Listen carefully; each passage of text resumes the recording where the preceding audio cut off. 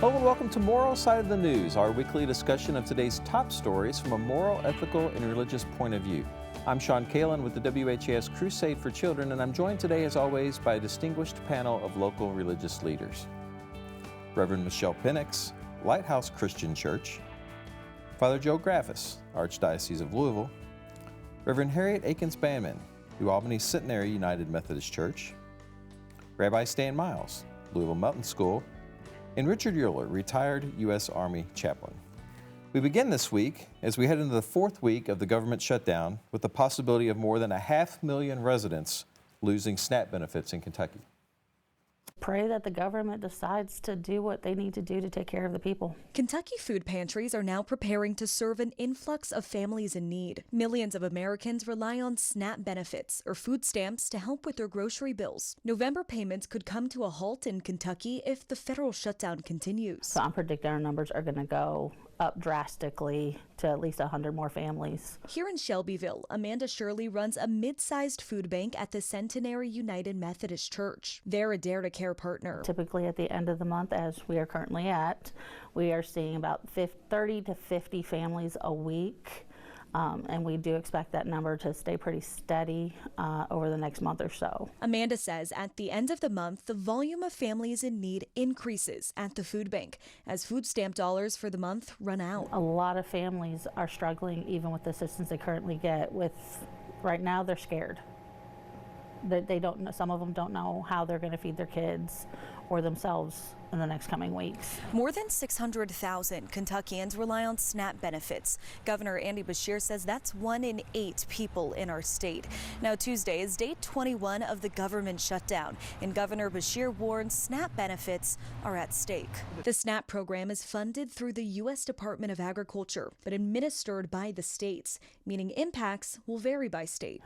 Food pantries can only do as much as they can, but we're all going to do our part. Amanda says in the face of uncertainty, food pantries are working harder to help their neighbors. In Shelbyville, Alexandra Goldberg, WHAS 11, on your side.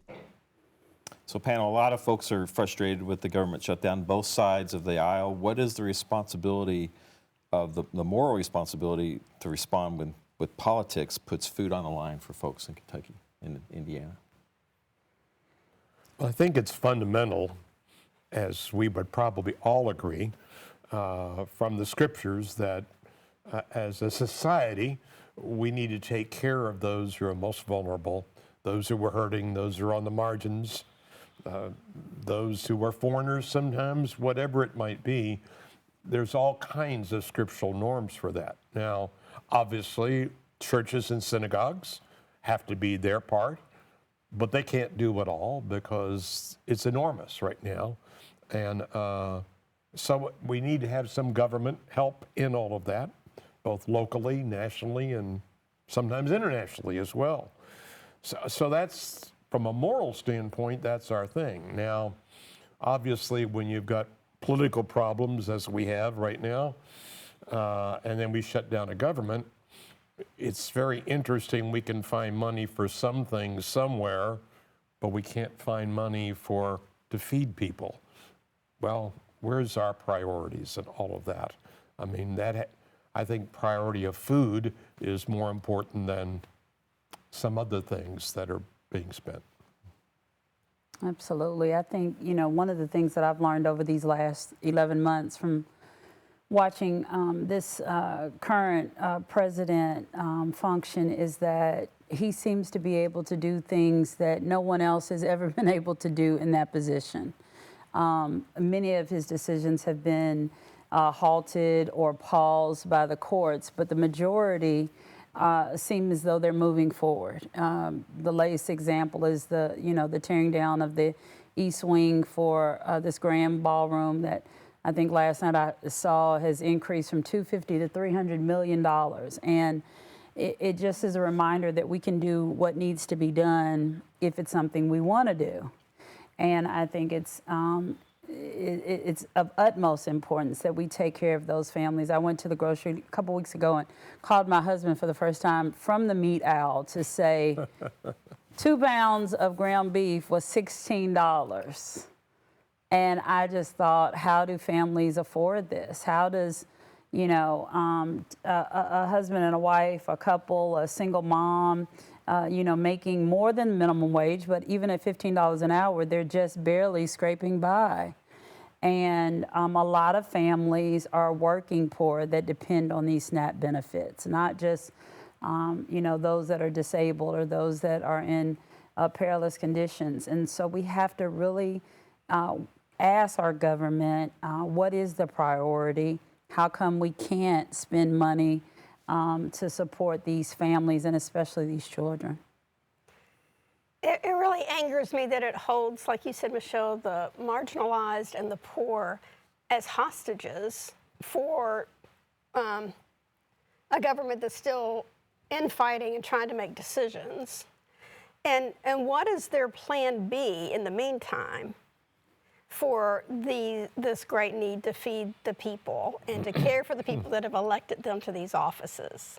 Can they not step out of their angst toward one another to provide a plan to feed the people and to care for the people? Because if we are not going to feed them, and we have winter coming on, and we have cold and flu season coming on, and it just snowballs into the ill effects that are going to be so rampant affecting people. It's frightening. Yeah. The partisan politics on both sides of the aisle seems to be a deterrent to being just decent human beings. You know, there's not a Democratic way to feed the hungry. There's not a Republican way to feed the hungry. You just got to feed the hungry.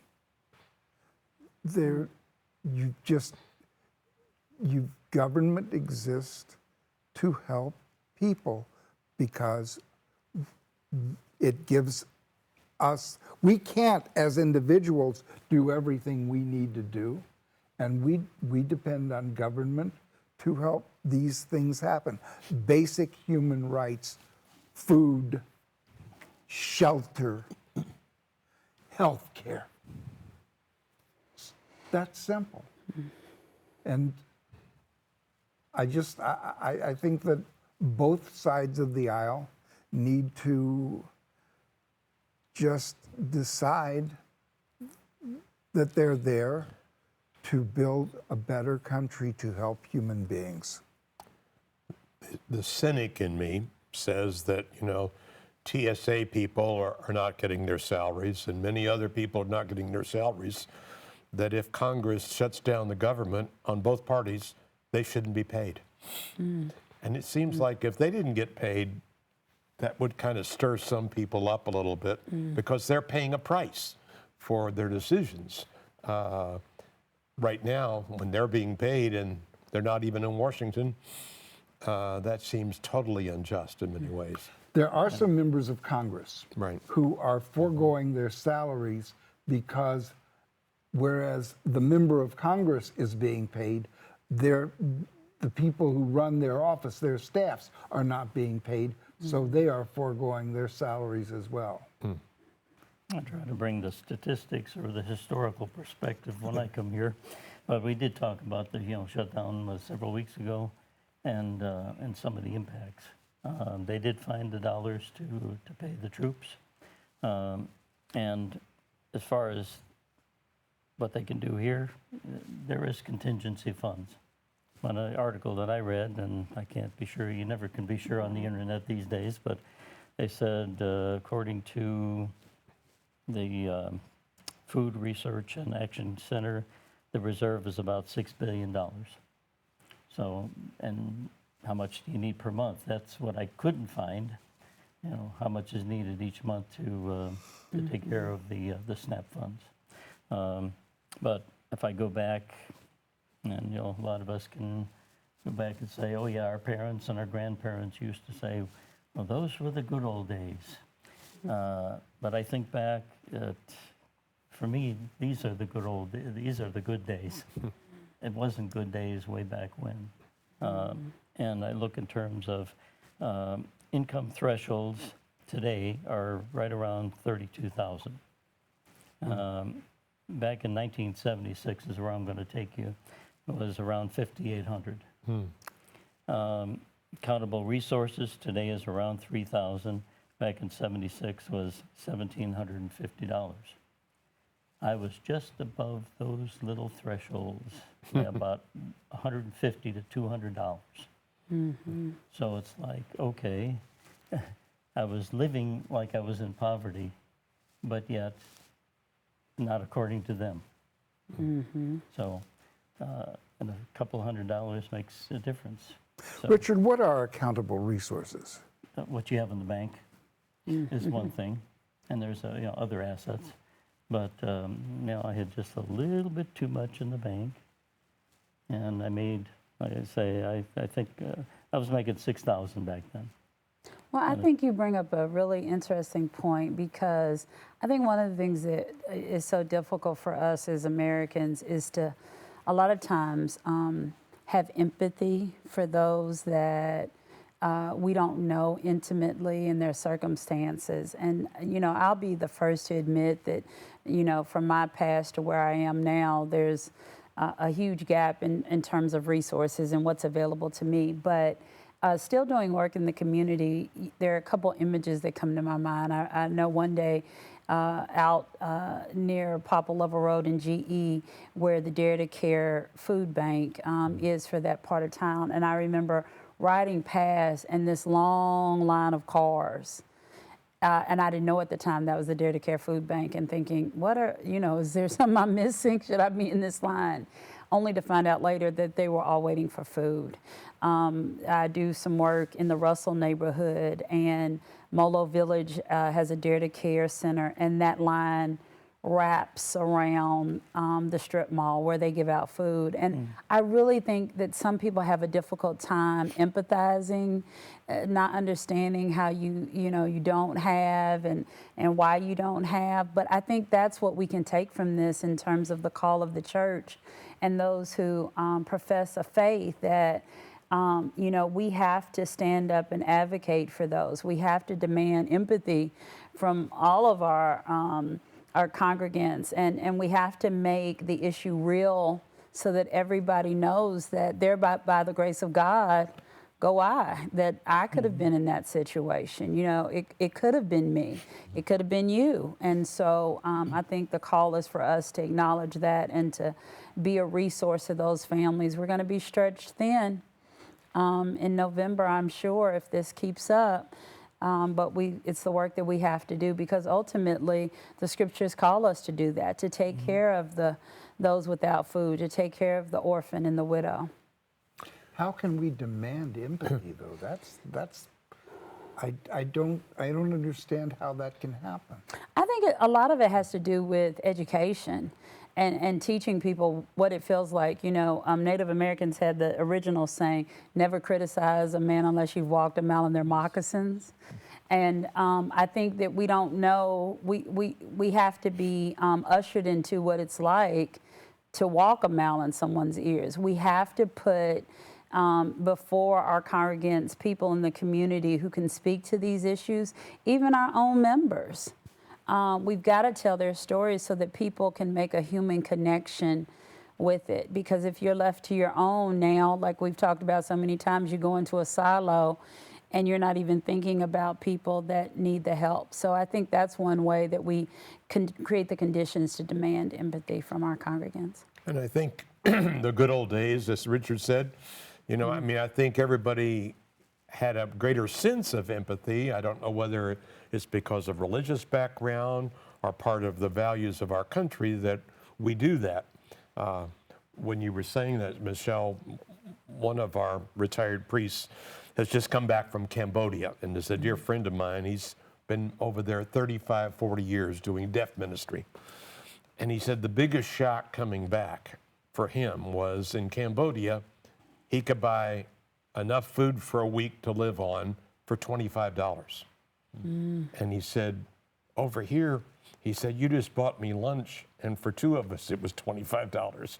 And he said, that blows my mind. I think we lose that perspective sometimes. And you were talking about Dare to Care. I live right behind St. Matthew's Episcopal Church. And every third Friday, they have a Dare to Care. And it's always, because I can see out my windows there, at 8 a.m. on a Saturday morning, the parking lot is completely filled all the way around. And this is St. Matthew's. Yeah. You know, and the other Saturday, last Saturday, I was just kind of, it seems like it's a lot larger than it's ever been. And I can only imagine next month. The other element that I think is part of the empathy and part of the remembrance and falling back on our belief system is breaking the power of fear in this time. That will make us, I think, as humans, go back into our own silos. And so how do we face that which is coming and to walk into it courageously through our faith beliefs, and also knowing it's the right thing to do, to care for one another, to feed the children that belong to us all, and to care for the elders that belong to us all. And to broaden our understanding of who neighbor might be. And I think I certainly agree with that. As many of you with churches, I've been to several churches, and you'll get the complaint from parishioners, well, how do you know whether they really need it or are they ripping you off? And I said, well, that's a good question.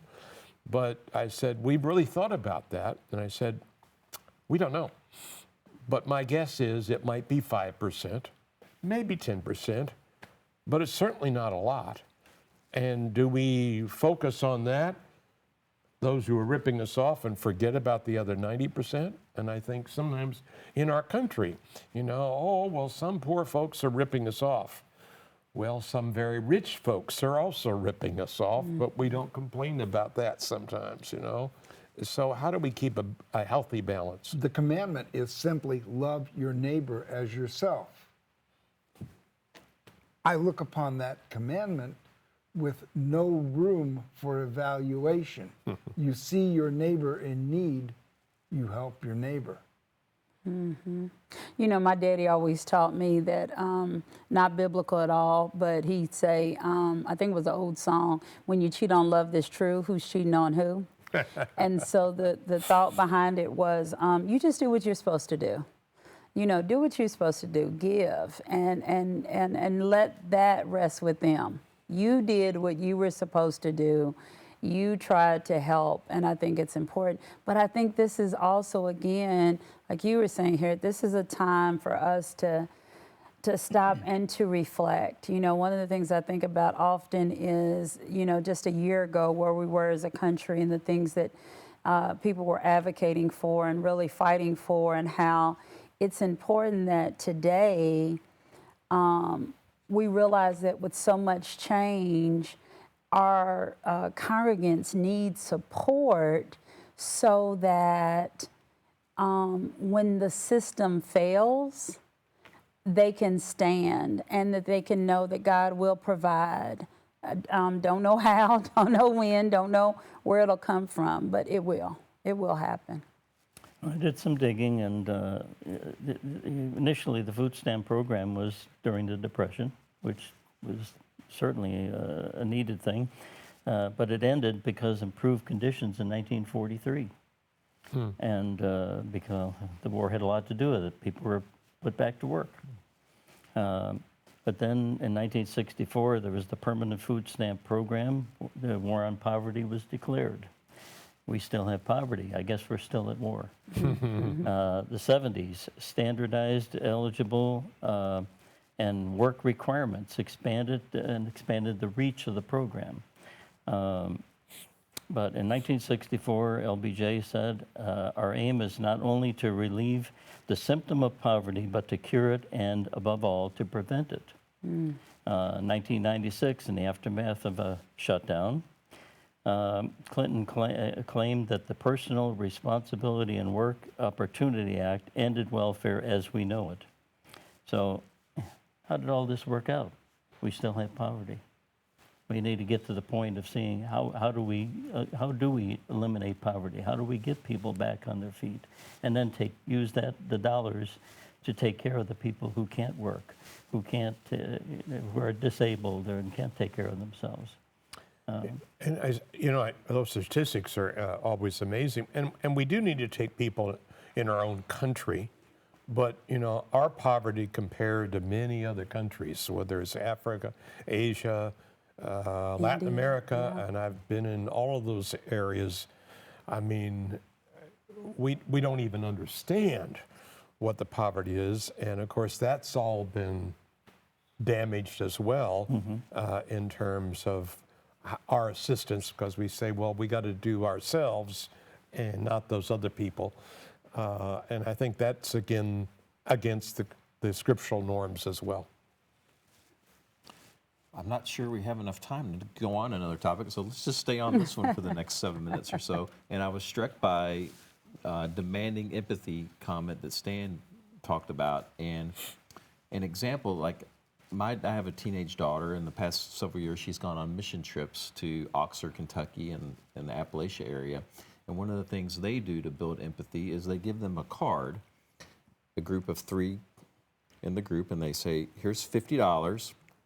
And they go to the Walmart and they say, you're buying for a mother of 2, a single mother of 2. She's got a 5-year-old boy and a 7-year-old boy. Here's $50. That's all she has to spend for a week of groceries. Go do the best you can. And it creates in their mind, it puts them in that situation. I'm a single mom of a 5 and 7-year-old boy. I have $50. How am I going to feed my family for a week? And that's what some of the schools and folks are doing to help create that empathy at a young age in those groups. That's a wonderful idea, but how do you make that a universal? That's the problem. It should be. Well, I think, don't you think, one of the things that, you know, in terms of demanding empathy also means that we all have to want to know more. There has to be curiosity within us that says, and care, to want to understand what they're going through, to want to understand the other side of that, to, you know, in preparation, I thought about so many people who, you know, $15 an hour, and what is that? And, you know, 2 people, a husband and wife, make $15 an hour, which is double the minimum wage, but still, after taxes, it comes up to, you know, less than $4,500 a month. And then when you break that down in terms of budget and everything that has to occur, it comes out to like $33 a day for food for a family of 4, a mom and a dad and 2 kids. And I mean, I can go to First Watch and spend $33 on breakfast. Amen. You know, and so I think you have to want to understand. You have to say, what is it like? You've got to put, you know, you've got to put some numbers on paper. You've got to, especially as we talk to our congregations, to let them know that we do understand, that we do have empathy for the condition, and you know, it's necessary because there are enough resources to feed everyone in America. There is enough resources. We just have to want to do it. Could we substitute a word? Okay. I'm troubled by the word demand. Could we substitute the word encourage? Encourage empathy. Well, I think that Sean gave us an example. I think in a lot of situations where we are right now, if we get people, you know, for example, in Catholic parishes, we have a lot of Vincent de Paul societies, and they're a great group of parishioners. I mean, St. Edward's, where I was last, probably 30 people, and anytime there's a call, they go out and visit the person.